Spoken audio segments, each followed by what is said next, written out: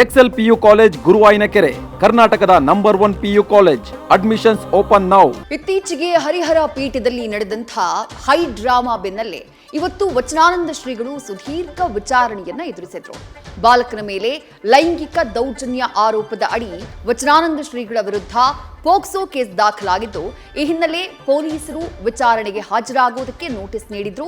ಆದರೆ ಸ್ವಾಮೀಜಿ ವಿರುದ್ಧ ಷಡ್ಯಂತ್ರ ಮಾಡಲಾಗ್ತಾ ಇದೆ ಅಂತ ಹೇಳಿ ಆರೋಪಿಸಿದಂತಹ ಭಕ್ತರು ಠಾಣೆಗೆ ಮುತ್ತಿಗೆ ಹಾಕಿ ಆಕ್ರೋಶ ವ್ಯಕ್ತಪಡಿಸಿದ್ದಾರೆ.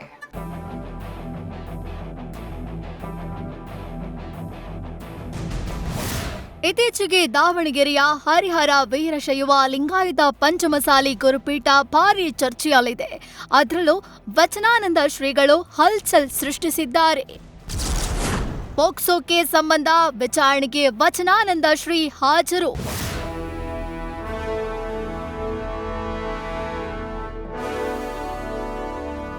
ಹರಿಹರ ವೀರಶೈವ ಲಿಂಗಾಯತ ಪಂಚಮಸಾಲಿ ಗುರುಪೀಠದ ಶ್ರೀ ವಚನಾನಂದ ಸ್ವಾಮೀಜಿ ವಿರುದ್ಧ ಗಂಭೀರ ಆರೋಪ ಕೇಳಿ ಬಂದಿದೆ.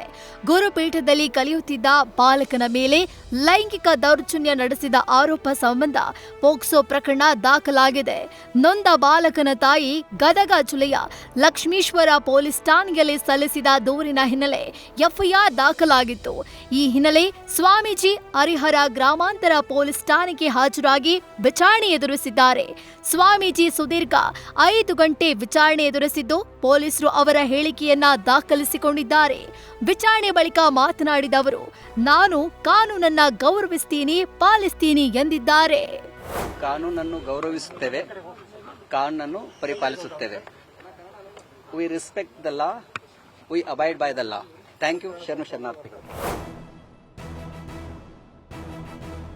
ಇನ್ನು ಇತ್ತ ವಿಚಾರಣೆ ನಡೀತಿದ್ರೆ, ಇತ್ತ ಶ್ರೀಗಳ ವಿರುದ್ಧ ಷಡ್ಯಂತ್ರ ರೂಪಿಸಲಾಗಿದೆ ಅಂತ ಆಕ್ರೋಶ ವ್ಯಕ್ತಪಡಿಸಿ ನೂರಾರು ಭಕ್ತರು ಠಾಣೆ ಮುಂದೆ ಜಮಾಯಿಸಿದ್ರು. ಠಾಣೆ ಸುತ್ತುವರಿದ ಭಕ್ತರು ಟ್ರಸ್ಟ್ನವರ ಷಡ್ಯಂತ್ರದಿಂದ ಕೇಸ್ ಆಗಿದೆ ಅಂತ ಆರೋಪಿಸಿದ್ರು.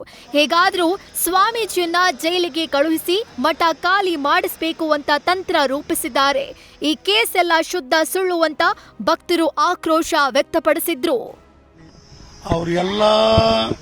ಏನೇ ನಮ್ಮೊಟ್ಟಿಗೆ ಗುರುಗಳೊಟ್ಟಿಗೆ ಯಾವುದೇ ರೀತಿಯ ಹೋರಾಟಕ್ಕೆ ಬಂದರೂ ನಾವೆಲ್ಲದಕ್ಕೂ ತಯಾರಾಗಿದ್ದೇವೆ.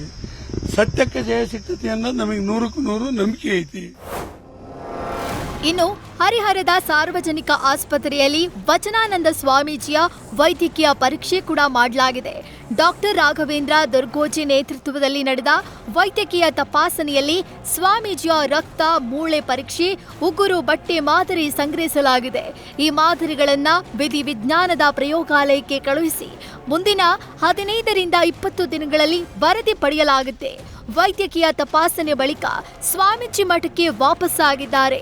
ಇನ್ನು ನಾಳೆ ಸ್ವಾಮೀಜಿಗೆ ದಾವಣಗೆರೆ ಚಿಟಗೇರಿ ಜಿಲ್ಲಾ ಆಸ್ಪತ್ರೆಯಲ್ಲಿ ಮನೋವೈದ್ಯರಿಂದ ಆಪ್ತ ಸಮಾಲೋಚನೆ ನಡೆಯಲಿದೆ.